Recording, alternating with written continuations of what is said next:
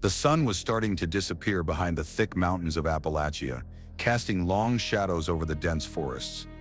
The trees swayed gently in the wind, and the forest floor was covered in fallen leaves, twisting roots and hidden creeks. This place looked peaceful, almost too peaceful. We had heard stories from locals long before we came here. Stories about a creature they called the Appalachia Wolfman. People said it was enormous, with glowing eyes that could pierce through the darkest nights, and that it moved with the strength of a dozen men. Some claimed it could even stand upright like a human, but it hunted like a predator. Most dismissed these stories as campfire legends, but we wanted to see for ourselves. Our group of 4 set out with backpacks, tents, and cameras. We joked around at first, pretending to be fearless explorers, but deep down there was an unease we couldn't shake. Every rustle in the leaves, every snap of a twig, made our hearts jump. The forest felt alive in a way that was almost watching. As we walked deeper into the woods, the sunlight disappeared completely, leaving only the dim glow of our flashlights. The air grew colder, and the forest became eerily silent. Not even birds sang here. Only the occasional crack of a branch or a distant howl broke the stillness. We finally found a small clearing near a creek and decided it was the perfect spot to set up camp. While pitching tents, one of us noticed strange markings on the trees, deep scratches that didn't look like anything an ordinary animal could make. We laughed it off nervously, blaming it on bears or wild dogs. But something in the back of our minds whispered, "This isn't normal." Night was falling fast. The forest darkened and shadows stretched across the clearing. We lit a fire and the warmth was comforting, but it couldn't erase the feeling that we weren't alone. Somewhere out there, hidden in the darkness, something was watching us. As we settled around the fire, the wind picked up and carried with it a low, guttural growl. We froze. It sounded like nothing we had ever heard before, a mixture of a wolf's howl and a human scream. None of us said anything at first. The hairs on the back of our necks stood on end. Then one of us whispered, "Maybe the stories are true." And just like that, our adventure into Appalachia had begun. Little did we know, by the end of the night, our lives would be changed forever. The night had fully settled over the Appalachian forest, and the fire we had lit was now our only source of warmth and light. The flames danced in the dark, casting long, twisting shadows across the clearing. We were all quiet, each lost in our own thoughts, the crackling of the fire echoing through the otherwise silent woods. At first, the forest felt alive, almost comforting in its stillness. But the longer we stayed, the more we realized that something was off. It started with small things, a twig snapping in the distance, a rustle in the underbrush, or the sound of leaves crunching when no one was walking nearby. At first, we tried to rationalize it. Deer, raccoons, maybe even a stray dog, but something didn't add up. The noises were too deliberate, too careful. They were not the sounds of normal forest animals. There was a rhythm to them, a sort of intelligence lurking in the shadows. Around 10 p.m., we began to notice something strange near our tents. Our supplies were slightly shifted from where we had left them. A water bottle was knocked over. A bag had been moved a few feet. We all looked at each other, our laughter from earlier now gone, replaced by nervous tension. "It must have been a raccoon," someone said. But even as the words left their mouth, their voice sounded unsure. No animal could have made those deep scratches on the ground near the creek earlier. And yet, here we were, seeing evidence that something had been closer to us than we realized. Then, a chilling sound broke the uneasy silence. A low, guttural growl. It started far away but seemed to get closer with every passing second. The hairs on our arms and necks stood on end. None of us spoke, we just listened, frozen, straining to hear through the darkness. The growl was unlike anything we had ever heard. It had a strange, almost human quality, yet it was raw and animalistic at the same time. It was a warning. Suddenly the wind shifted, and the fire flickered violently. One of our flashlights caught a glimpse of movement at the edge of the clearing. Something large and fast darted between the trees. It was too quick to see clearly, but for a brief second, glowing eyes reflected the light, staring straight at us. A shiver ran through every one of us. We wanted to convince ourselves it was just a deer, but deep down we all knew it wasn't. Trying to calm ourselves, we gathered around the fire and decided to keep watch in shifts. 2 people would stay awake while the others tried to sleep, but sleep was impossible. Every crack of a branch, every rustle of leaves made us jump. Shadows moved in the corner of our vision, just beyond the firelight, and sometimes we swore we could hear footsteps circling our campsite. Around midnight, things got worse. One of our group members went to check the creek for water and screamed. The rest of us rushed to find them, but they were pale, pointing at a set of massive footprints in the mud. They were unlike any animal tracks we had ever seen, huge, clawed, and almost human in shape. The size alone was terrifying. One of us jokingly said, "Well, that's impossible," but our trembling hands and racing hearts betrayed the lie. Something was out there, and it was watching us. After that, the growls became more frequent, almost like a conversation. We could hear it moving from tree to tree, circling the clearing, testing us, almost taunting us. Our nerves were stretched to the breaking point. Every sound was amplified in the dark. Every shadow looked like a threat, and the forest no longer felt like a place of adventure. It felt like a trap. We tried to leave the clearing, to hike back toward the main road, but the forest seemed endless, twisted, and disorienting.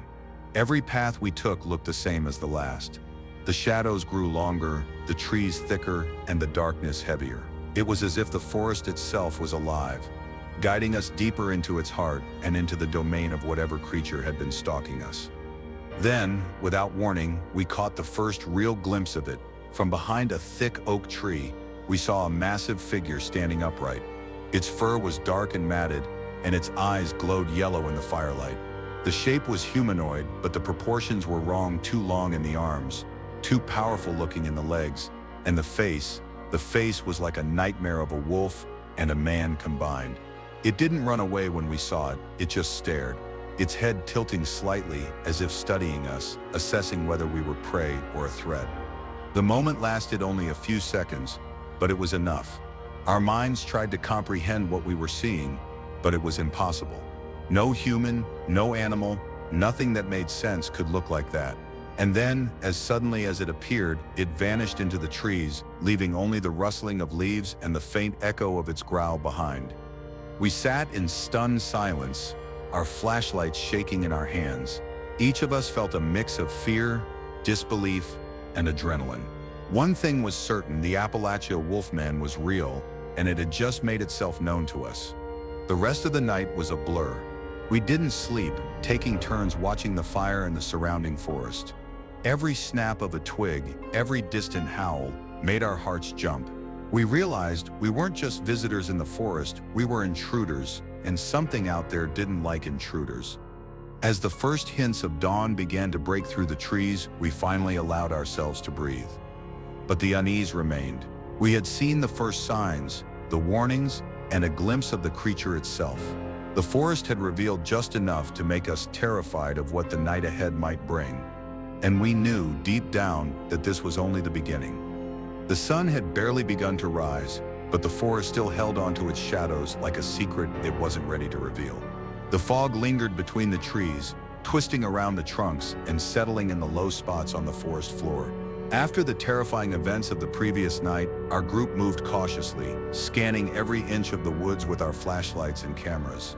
Our nerves were shot, but we couldn't turn back now. We had to find out more.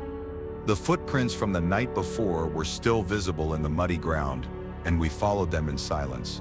Every step was tense. Every crack of a twig underfoot made us flinch. Something about the tracks unsettled us even more than the growls or the glowing eyes we had seen. They were enormous, easily twice the size of a normal human footprint, and the claw marks were deep, almost like the creature had dug into the earth with raw strength. As we moved deeper into the forest, a low, guttural growl echoed around us. It wasn't far away, maybe 100 feet. But it was close enough to make our stomachs drop. The growl had a rhythm to it now, almost like it was communicating, warning us, or testing our courage. We all froze, holding our breath, hearts pounding in unison. Slowly, instinctively, we ducked behind a large tree. From our hiding spot, we saw movement. At first, it was just a shadow between the trees, but then it stepped into a patch of fog, and we could see it clearly for the first time. The creature was massive, towering at least 7 feet tall. Its body was covered in dark, matted fur, glistening with dew from the forest undergrowth. Its chest was broad, muscles rippling beneath the fur, and its arms were long, ending in enormous claws. But the most terrifying part, its face. Its face was a perfect nightmare of man and wolf combined. The snout was long, lined with sharp teeth, but the eyes were intelligent, almost human, glowing yellow with an eerie light that seemed to pierce right through us. It moved with a speed and grace that no human could match, stepping lightly over roots and rocks as if it were floating above the forest floor. Its head turned slowly toward us, tilting ever so slightly, as if it had already noticed our presence and was analyzing us. We were frozen. Our mouths were dry, our hands trembling on the flashlights. Every instinct screamed at us to run, but something made us stay, as if we were hypnotized by the sheer presence of this beast. Suddenly, one of us made a small noise, dropping a camera lens on the ground, and the creature's head snapped in that direction. Its growl deepened, reverberating through the forest like a rolling thunder. It let out a low, threatening roar that shook the leaves and made birds scatter into the sky. Our knees buckled. We had never heard anything so loud, so primal. We knew at that moment it wasn't just observing us, it was hunting us. We tried to back away slowly, keeping the trees between us and the creature, but it was too fast. Within moments, it had disappeared from sight, slipping through the trees with almost supernatural speed. We didn't see it move. It was like it vanished into thin air, but the sound of snapping branches and rustling leaves betrayed its path. Every instinct told us it was still out there, somewhere, watching, waiting for us to make a mistake. The forest felt alive now, in a new, terrifying way. The shadows weren't just dark, they were dangerous. Every branch, every rustle of leaves, could be the creature approaching. Our group huddled together, whispering frantically about what we had just seen. "It's real," someone finally said, voice shaking. "The stories, they're real." We debated whether to continue or retreat. Some wanted to go back to the clearing and pack up, but curiosity, fear mixed with adrenaline, kept us moving forward. We needed to know what we were dealing with. We had seen it, and now we were determined to understand it. Hours passed. Every so often, we would catch glimpses of movement, shadowy figures slipping between trees, the occasional pair of glowing eyes reflecting our flashlight beams, a low growl echoing from just beyond our reach. The tension was unbearable. Sleep, food, and even conversation were impossible. Our senses were on high alert. Every sound, no matter how small, made us jump. The forest had become a maze of fear. Then the unthinkable happened. One of us, braver or perhaps more foolish, decided to step closer to investigate a set of broken branches and clawed tree bark. That's when the creature appeared again. It emerged from the fog just a few feet away. This time, we could see it fully. Its eyes locked onto ours, and for the first time, it let out a howl that was both terrifying and almost mournful, a sound that chilled our blood. It stepped toward us, slow and deliberate. Every movement was calculated, showing intelligence beyond any normal animal. Its chest heaved as it exhaled, steam rising in the cold morning air. Our flashlights trembled in our hands, the light bouncing off its wet, matted fur. We could see every detail: the jagged teeth, the powerful limbs, the claws that could rip through almost anything. Panic finally overtook us. We stumbled backward, tripping over roots and rocks, our hearts pounding like drumbeats. The creature didn't chase us immediately. It just watched, its gaze heavy and unblinking. Then, without warning, it darted into the trees again, disappearing as mysteriously as it had appeared. The forest went silent once more, leaving only the echoes of our panicked breaths and the distant cawing of startled birds. We were shaken, terrified, but also exhilarated. We had seen it, the creature of Appalachian legend, up close. It wasn't just a myth, it was real, more massive and intelligent than we could have imagined. The forest no longer felt like a playground for adventurers. It was a hunting ground for a predator beyond comprehension. As we gathered ourselves and tried to recount what had happened, the sense of dread didn't fade. In fact, it grew. We realized that this close encounter was only the beginning. The creature had marked us, observed us, and possibly learned our patterns. We were no longer just visitors in the forest. We were potential prey, and deep down, we all knew the next encounter wouldn't be so brief. That morning, as we huddled in the foggy clearing, our minds raced with fear and questions. How many more of these creatures were out there? How long had they lived undisturbed in the heart of Appalachia?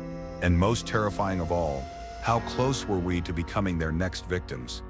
The forest had changed completely since the first light of dawn. What had once seemed like a mysterious, quiet wilderness now felt alive with danger. Every shadow, every rustle, every gust of wind seemed to hide a threat. Our nerves were shot. Our hearts were still pounding from the close encounter with the Appalachia Wolfman. But we knew we couldn't stay put. The creature had marked us. It had seen us, and if we didn't move, we would be trapped. We decided to leave the clearing, to follow the trail back toward the main road, but the forest seemed endless. Every step we took, the landscape twisted in unfamiliar ways. Familiar trees looked different. Paths seemed to loop back on themselves, and even the creek that we had followed earlier seemed to vanish into the mist. It was as if the forest itself was conspiring to keep us inside. That's when we heard it, a low growl rolling across the trees like distant thunder, but closer now, sharper, more threatening. It wasn't a single sound.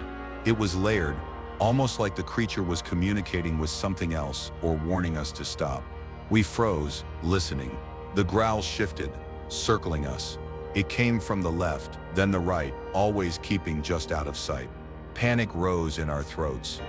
Suddenly, we heard branches snapping behind us. Someone shouted, "It's coming!" An instinct took over. We ran, feet pounding the leaf-covered forest floor, hearts hammering. We sprinted blindly, dodging roots and rocks. The wolfman was faster than we expected. We could hear it moving through the trees, heavy, deliberate, yet terrifyingly silent. One moment it was behind us, then a shadow flickered ahead, forcing us to change direction. The chase twisted through thick undergrowth, the fog reducing visibility to just a few feet. Every glance over our shoulders revealed nothing, but the feeling of being watched never left. We stumbled into a fallen log, tripped over roots, and fell hard. Scraped and bleeding, we scrambled to our feet, only to hear the creature's growl closer than ever. Our group began to spread out in panic, but that only made us easier to target. We reached a narrow ravine, hoping to slow it down, but the wolfman didn't hesitate. It leapt across the gap with terrifying ease, landing silently on the other side. Its eyes glowed in the fog, tracking us, unrelenting. The ground shook slightly with each step it took. We could feel the power behind it, the raw strength, the speed, and the precision. This wasn't a mindless animal. It was calculating, hunting us. At one point, we tried to hide behind a thick cluster of trees. We crouched low, holding our breath, listening. The forest was silent for a heartbeat. Then another growl, deeper, closer, like it was right behind us. One of us froze, and in that moment, the creature's massive shadow loomed over them. They yelped, sprinting blindly, sending the rest of us into a panic. The chase had no rules. Every step was a gamble between safety and capture. We tried to keep the fire in mind, but it was too far, too small a beacon in the vast forest. The wolfman seemed to know the terrain better than we did, anticipating our movements, appearing wherever we least expected. At one point it leapt from the underbrush ahead of us, cutting off our path, forcing us to climb a steep, muddy incline. We slipped, our hands scraping against rocks and roots, desperate to maintain any forward momentum. By mid-morning, exhaustion was setting in. Our lungs burned, our legs ached, and panic threatened to override our thinking. But the creature didn't relent. We could hear its heavy breathing, the sharp snapping of sticks under its weight, the low growls that seemed almost like laughter. It wasn't just chasing us, it was playing with us, toying with us, testing our fear. At one point, one of us decided to turn and face it. They raised a flashlight toward the sound, hoping to scare it away. The wolfman stopped. For a brief moment, we could see it clearly, massive, humanoid, wolf-like glowing eyes fixed on us, muscles tensed, claws glinting. Then it tilted its head, almost mockingly, and disappeared into the fog. The sense of terror it left behind was overwhelming. We continued running, following the creek bed this time, hoping water would guide us back to the main road. Every step was a struggle. Mud, rocks, fallen branches slowed us down, and the Wolfman's presence was constant. Shadows moved at the edge of our vision, distant growls echoed through the trees, and the feeling of being hunted never let up. Eventually, we stumbled into a small clearing. The Wolfman had retreated, or at least temporarily. But the silence that followed was worse than any growl. It was the silence of waiting, of something that hadn't given up, that was still studying us. We collapsed to the ground, trembling, gasping for air, hearts racing, adrenaline still pumping through our veins. We realized something terrifying. The forest was no longer just a backdrop for adventure. It had become a hunting ground, and we were the prey. The creature had shown us its power, its intelligence, and its patience, and deep down, we knew that this was far from over. By late morning, we finally decided to keep moving, cautiously, slowly, always watching, always listening. Every step forward was heavy with fear. Every glance behind us a reminder that the Wolfman could strike again at any moment. The chase had changed us. It had proven that the creature of Appalachia was real, powerful, and very much alive. We had survived the first chase, but the forest held more secrets, and the Wolfman was not done with us. The encounter had taught us one lesson in these woods: nothing is predictable and nothing is safe. After what felt like hours of running through the endless Appalachian forest, we finally stumbled into a part of the woods that seemed different. The trees were older here, taller and more twisted, their roots snaking across the forest floor like giant veins. The fog clung thickly to the ground, curling around tree trunks and covering the earth in a ghostly white blanket. Our legs ached, our lungs burned, and every muscle in our bodies was tense. But something made us stop, something that froze us in place. Scattered across the forest floor were remnants of something that sent a chill through every one of us. Broken branches and tufts of fur littered the ground, torn from animals, or maybe something else. Bits of clothing, scraps of fabric, and what looked like shredded backpacks were caught in the undergrowth. The scene looked like a battlefield, but it wasn't from human hands. Whatever had done this had strength beyond imagination, and it wasn't just passing through, it had been here deliberately, leaving a trail of destruction. Our hands shook as we picked up a small piece of torn fabric. It was wet with dew and dirt, but we recognized it immediately. It was part of a backpack one of us had been carrying the night before. The realization hit us like a punch in the gut. The creature hadn't just been observing us, it had interacted with us. It had been close enough to touch our things, to invade our space, to let us know it was powerful enough to hunt us if it wanted. Then, one of us noticed something even more terrifying. A set of enormous footprints, far larger than human size, had been pressed into the muddy soil. Each print was deep, clawed, and slightly humanoid in shape, as if the creature walked upright at times. Some prints were arranged in a staggered, deliberate pattern, almost like the creature was pacing, waiting, or studying its territory. It didn't just roam randomly. It marked, observed, and remembered. As we followed the footprints, we found something that made our stomachs churn. There were small piles of bones, animal bones, chewed clean, stripped bare. Some were fresh, others weathered and broken. We realized with horror that this creature didn't just live in the forest. It hunted there, had been hunting there for a long time, and had survived by killing everything from small animals to larger creatures. And we were now part of its territory. The deeper we went, the more evidence we found. Trees with deep claw marks gouged into the bark, almost as if the creature had been sharpening its claws or marking its boundaries. Scratches etched in a pattern too precise for any wild animal. And in one small clearing, we found what looked like a den, a hollowed-out space under a large fallen tree, lined with fur and leaves, with small bones scattered around. The Wolfman had been here. It was real. It had a home in this forest. Fear tightened its grip on us, but curiosity and perhaps some foolish bravado kept us moving forward. We wanted proof, evidence, something tangible to show the world that the legends were true. Cameras were raised, photos snapped, flashes fired, but even the bright light of the camera couldn't banish the feeling of being watched. Every time we turned a corner, shadows seemed to shift, and our instincts screamed that the creature was still there, just beyond our vision.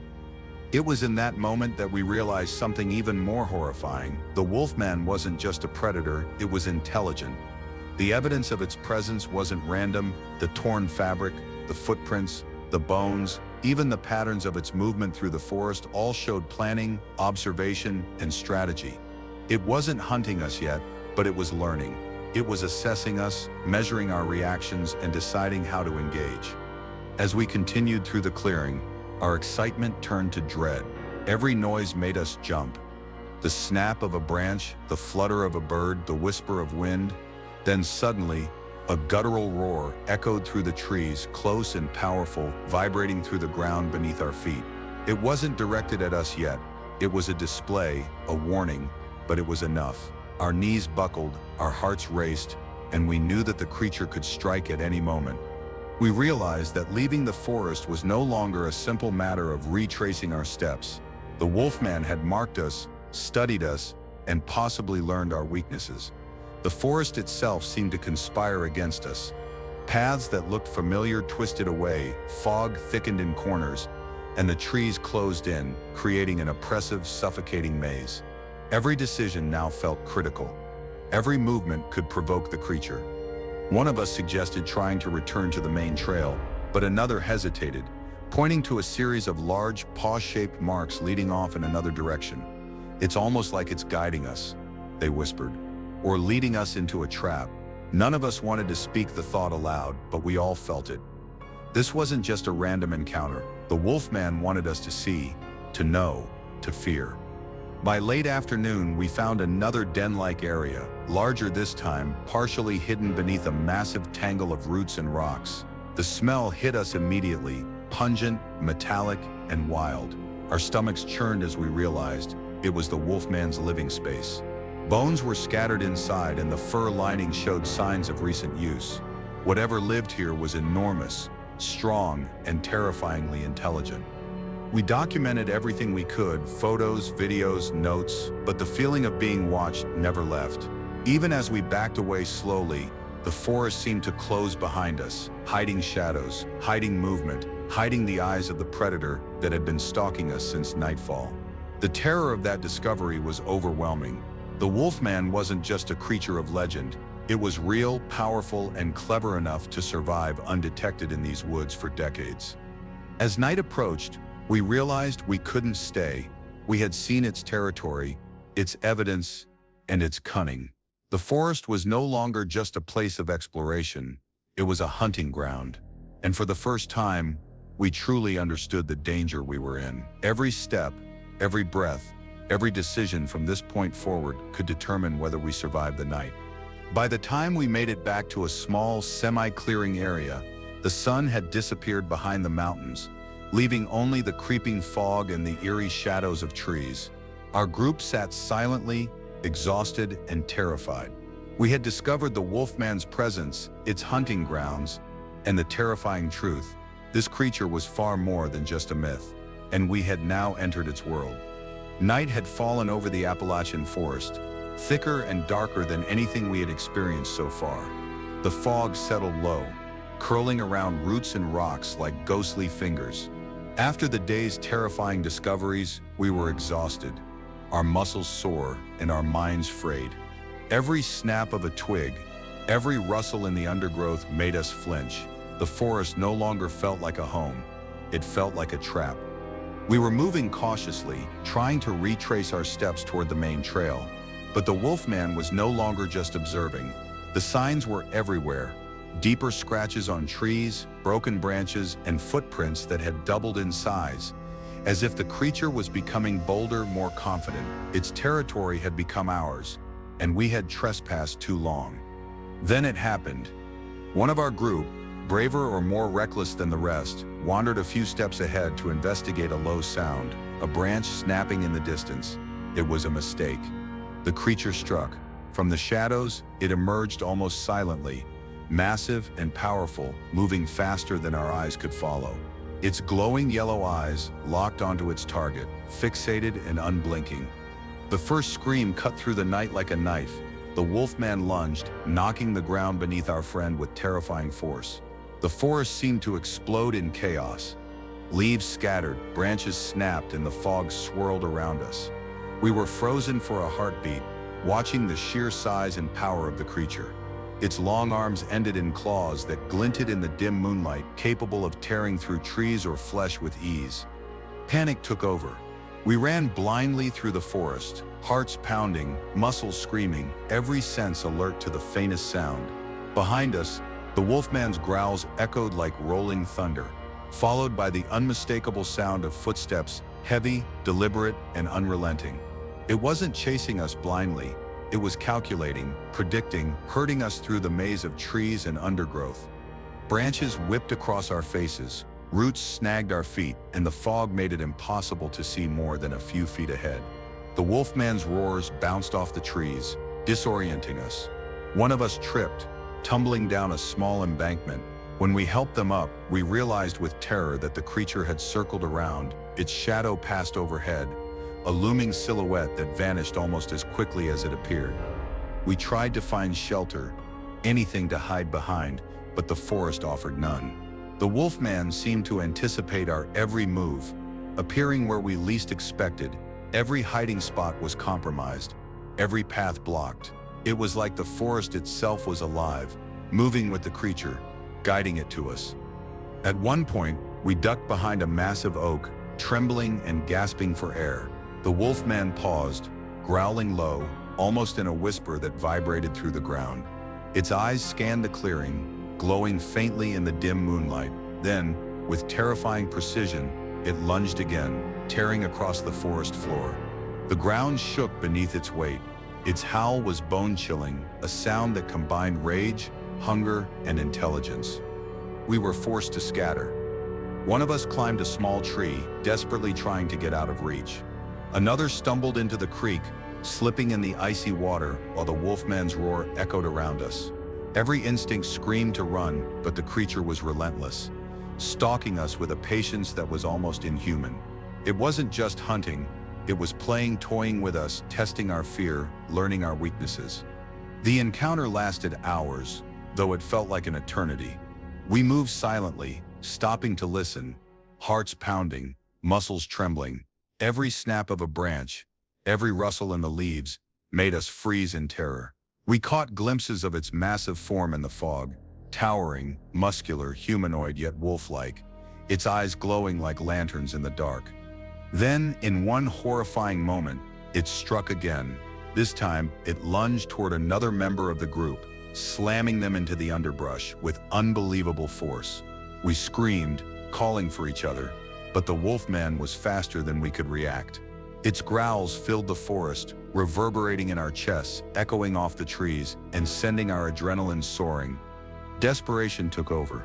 We ran blindly, following the faint glow of our flashlights, praying for daylight or an opening. Every sense screamed danger. Every shadow was a threat. Every sound was the wolfman, stalking us, striking, retreating, circling, and teaching us fear in ways we had never imagined. By midnight, we finally found a slightly open area, enough to gather together and catch our breath. We were soaked, bruised, and terrified. Every step, every glance, every whisper was heavy with fear. The wolfman was still out there, watching. Its growls echoed faintly in the distance, a reminder that it hadn't finished with us. The forest, once beautiful and serene, had transformed into a hunting ground, and we were its prey. We realized, painfully, that surviving the night was just the beginning. The attack had shown us its strength, its intelligence, and its patience. This wasn't a mindless beast. It was a predator with a plan, capable of learning and adapting. We were trapped in its domain, and the wolfman had made it clear that it would not be merciful. As we huddled together, exhausted and terrified, one thought consumed all of us. The creature of Appalachia wasn't just real. It was hunting, and we were next. The forest had become a nightmare, and the night was far from over. The first rays of dawn were barely cutting through the thick Appalachian fog when we finally dared to slow our frantic pace. The night had been a blur of terror, growls, glowing eyes, claw marks, and the deafening roars of a creature that defied reason. We were bruised, exhausted, and soaked from slipping through mud, creek beds, and tangled underbrush. Every step forward was heavy, each breath ragged, but the forest still felt alive with the presence of something hunting us. We huddled together for a brief moment in a small clearing, leaning against trees to steady ourselves. Our hands shook uncontrollably, and the sound of our own breathing seemed deafening in the eerie morning silence.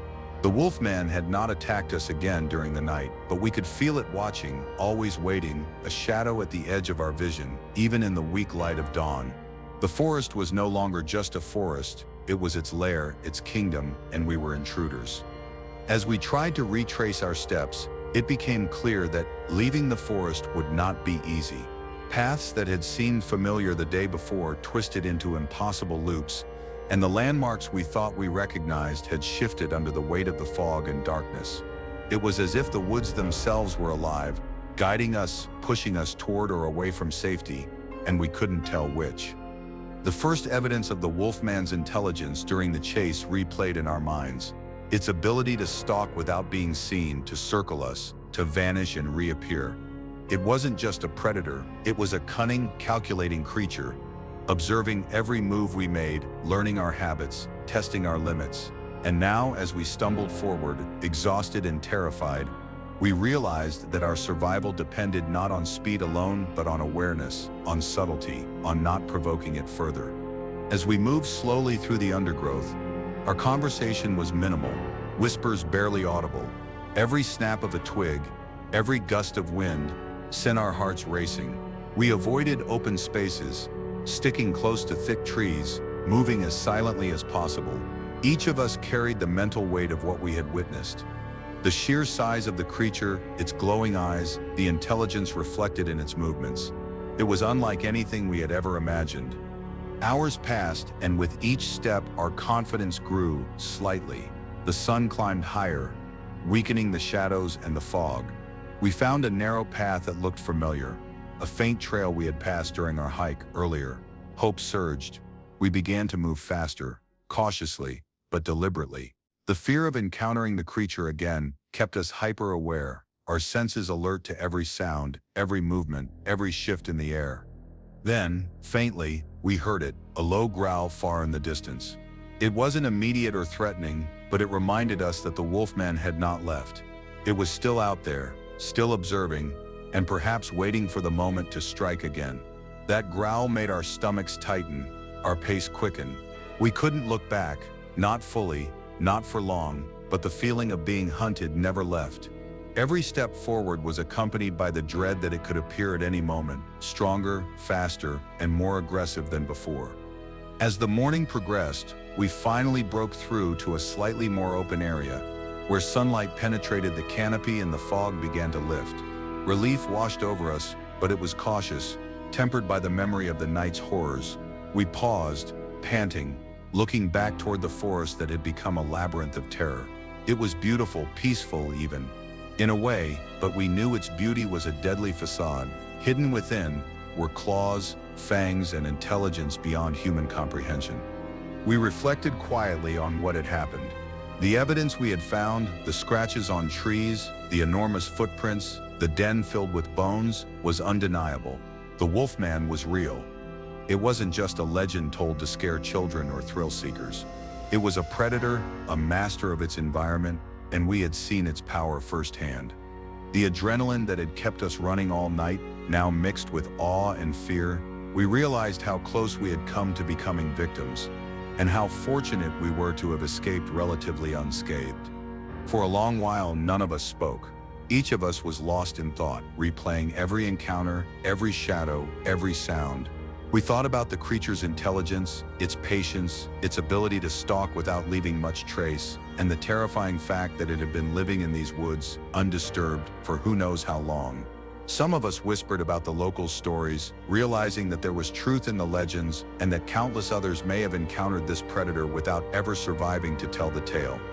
As the sun rose fully above the Appalachian peaks, we finally reached a wider trail, one that led toward the main road. The sense of relief was immense, but it was cautious. None of us felt truly safe. We kept glancing over our shoulders, half expecting to see a shadow flit between the trees, half expecting the glowing eyes of the Wolfman to appear once again. The forest was behind us, Yes, but it had left a mark. The fear, the tension, the memory of the attacks, it would stay with us forever. By the time we reached civilization, exhausted and battered, the reality sank in. We had survived an encounter with a creature that most people would dismiss as a myth. We had seen its intelligence, its strength, its cunning, and we had learned something vital. In these forests, you are never truly alone. The Wolfman watches, waits, and hunts. We had escaped for now, but the experience had changed us. We had entered its world, and it would haunt our thoughts for the rest of our lives. As we parted ways, one thing was clear. The story of the Appalachia Wolfman wasn't over. It never would be. It had shown us its power, its domain, and its patience. We had survived the night, but the forest was still alive, still dark, and still dangerous. And deep down, each of us knew that it was only a matter of time before someone else crossed into its territory and met the terror we had narrowly escaped. The forest was quiet now, or at least, it seemed quiet. The first light of morning had begun to filter through the dense canopy, turning the fog into pale, swirling ribbons of white. We had made it out of the thickest part of the woods, our legs aching, our muscles stiff, our hearts still pounding from the horrors of the night. But the experience had left something else behind, a shadow that lingered in our minds, a fear that refused to leave. Even in the daylight, the forest seemed alive. Shadows moved at the edges of our vision. Birds called nervously, as if sensing our tension. Every tree seemed to stretch taller, every branch more twisted, every root a potential hiding place. It was beautiful, almost peaceful, but we knew the truth. Beneath the calm exterior, something waited, something that had watched us, hunted us, and marked us as intruders in its domain. We paused at the edge of the woods, staring back at the dense tangle of trees. It was hard to believe that just hours ago we had been running through the darkness, dodging a creature straight out of a nightmare. The Wolfman had shown us its power, its intelligence, and its patience. It had stalked us, tested us, and let us escape, but only because it wanted to. Its domain, the Appalachian forest, was its kingdom, and we were merely visitors, lucky to survive. As we collected ourselves, one of us pointed toward a tree at the forest's edge. Something moved there, a flicker in the shadows. For a heartbeat, we thought it might be the creature itself. We froze, hearts pounding, breath caught in our throats. But the movement disappeared as quickly as it had appeared. Still, it was enough to remind us that the Wolfman was still out there, watching, waiting. We began the walk back to civilization, each step heavy with exhaustion and caution. Every sound made us jump, a rustle in the leaves, the snap of a twig, the distant caw of a bird. Our minds replayed the events of the night, the terrifying encounters, the glowing eyes in the darkness, the creature's growls that vibrated through the forest like rolling thunder. We had survived, yes, but the memory of what we had experienced was seared into our minds forever. Along the way, we discussed what we had learned. The Wolfman was not a mindless predator. It was intelligent, strategic, and patient. It had adapted perfectly to its environment. Using the forest as both shield and weapon, it had watched us, learned our patterns, and tested our reactions. And yet, for all its power, it had allowed us to leave. But why? Was it curiosity, play, or some unfathomable code of its own? We would never know. Hours later, as we finally reached the outskirts of the forest and saw the first signs of civilization, houses, roads, cars, we felt relief, but it was a cautious relief, tempered by the knowledge that the forest had not given up its secrets. The Wolfman was still out there, roaming the dense Appalachian woods, waiting for the next intruders, the next unlucky travelers to stumble into its territory. We decided not to speak much about what had happened to anyone outside our group. How could anyone believe us? How could anyone imagine a creature like the Wolfman, a hybrid of human and wolf, capable of hunting with intelligence and precision, hiding in plain sight for decades? And yet the evidence was undeniable. The footprints, the claw marks, the bones, the torn belongings, all of it pointed to one horrifying truth. The creature was real and it was dangerous. Even now, weeks later, we can't forget. We replay the moments in our minds, the glowing eyes in the darkness, the low guttural growls, the creature emerging from the fog, testing us, stalking us. It haunts our dreams, our memories, our very thoughts. We survived, but we were changed. The fear we felt in the Appalachian forest is not something that fades with time. It lingers, a shadow that follows us wherever we go. And there's one final, chilling thought that none of us can shake. The Wolfman didn't need to kill us.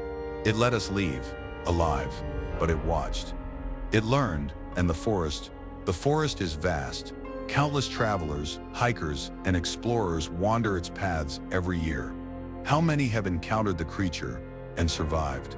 How many never made it out? We don't know, and we fear the answer. As we look back at the forest, its trees standing tall, its shadows stretching in the morning light, we understand something essential. The Appalachia Wolfman is not a legend to be dismissed. It is real, it is cunning, and it is still out there, waiting, watching, hunting. The memory of those glowing eyes and the sound of that first growl will never leave us. We survived the encounter, but the story doesn't end with us. It continues in the forest, in the shadows, in the whispered tales of locals who know better than to enter its domain. And perhaps someday someone else will cross into the Wolfman's territory and the forest will claim them next. So remember this: if you ever wander into the Appalachian woods at night, if you hear the rustle of leaves, if you see glowing eyes in the darkness, stop, turn back. Because whatever is watching you, whatever waits in the shadows, is not a myth, it is real. And it is hungry.